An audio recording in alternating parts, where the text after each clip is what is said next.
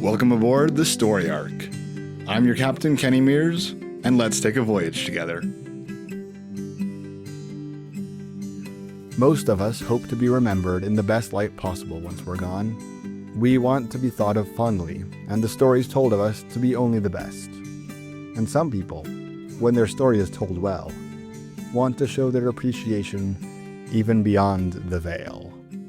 That's what happens in today's story from friend of the show, Aloysia Adkins. Here's her story.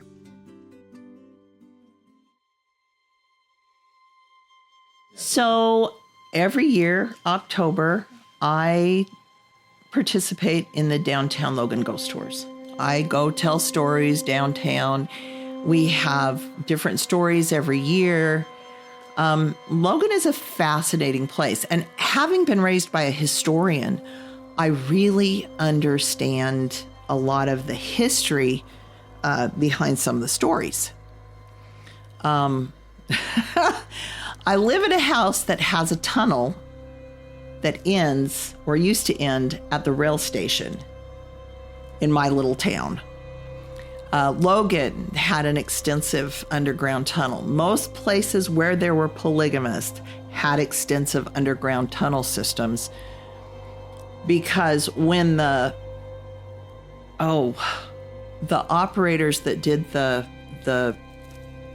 telegraphs, the telegraph operators were always women. And these women would get going and it would sound like they were sharing recipes or they were gossiping or they were talking about a certain quilting pattern.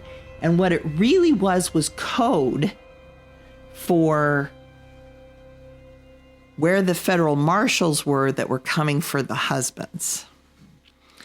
And so the telegraph operators could let the husbands know. The husbands would go into these underground tunnels that came up at the rail station after the federal marshals had gotten off the trains and dispersed to go round them up. They'd get on the train and they'd be long gone before the federal marshals ever thought they could be. And so it was not uncommon. Well, I was telling a ghost story one year that had to do with the tunnel that ran down Center Street in Logan. And they were doing some remodel work on an old bank building. They'd opened up a wall and found two vaults they did not know were there. They'd found access into the tunnel system. I mean, it was really cool. And so I'm down there, and the ghost that was in that building was a gentleman who'd been the caretaker of the Thatcher Opera House that had burned. And under the Opera House was actually on the second and third floors, I think. On the main floor was JCPenney's. And underneath was where JCPenney's, where they had storage for both the Opera House and the store. Anyway, a fire caught in that basement and he was killed trying to save the building. And so I'm in the basement of this building where all these creepy things are happening. Like one of the vault doors would just randomly close. Okay. You've been closed off for a while. Maybe it was a really strong breeze. I don't know. And I have my son with me and he's got a recorder. And he goes back behind where they're still doing construction while I'm getting set up. And he's back there. He goes, "Hello." Well, he comes running back. He's like, "Mom, you've got to hear this." He yells hello, and there's this deep male voice that comes back and says, "Hello." And I was like, okay, we've got company. We're okay with that. We like ghost tours, right? So this year, it was a good story. It was right on location. And we were working with a paranormal investigation group a couple doors down on Main Street. There is the J.R. Edwards building. J.R. Edwards had a saloon in the second story of the building. There were some murders that went on there. All kinds of weird things had gone on there. And so the paranormal investigators were up in there. It was a known area for paranormal activity. No big deal.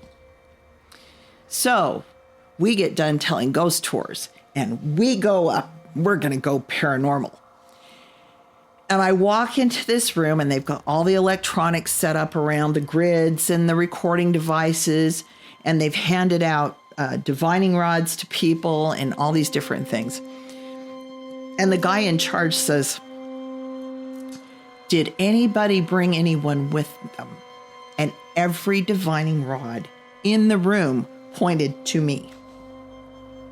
And I was not comfortable with this, so I walked across the room and they followed. Okay, apparently I have a friend. Sorry? So then we start looking at asking questions, finding out who this is that is with me for this paranormal investigation.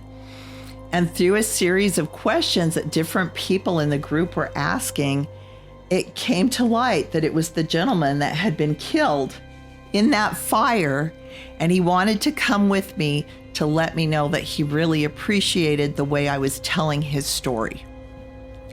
And it was one of the coolest things I've ever had happen. That same year, I'm there, lots of people, there were probably 30 people in the room. They were getting ready to wind everything down. They turn on the lights up there where they'd been doing the investigation. And we're standing there in a circle, we're talking, and I got kissed by a ghost. It was an experience I'd never had before. I had 30 witnesses in the room with me. It was stunning. It was absolutely stunning, because there's no other way to say how you feel when a ghost kisses you than stunned. But so that, yeah, I've got ghost stories too.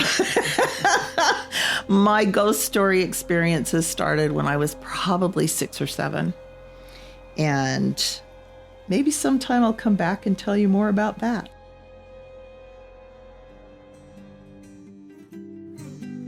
The Story Arc is a production of Food for Thought Audio. This episode was written, produced, and edited by me, Kenny Mears. We'd like to thank today's storyteller, Aloysia Adkins, for sharing her story. She is a member of the Utah Storytelling Guild. Be sure to check her and the Guild out at utahstorytellingguild.website. Be sure to follow us on Facebook, YouTube, or Instagram, or wherever you listen to podcasts for more content. And until next time, thanks for listening.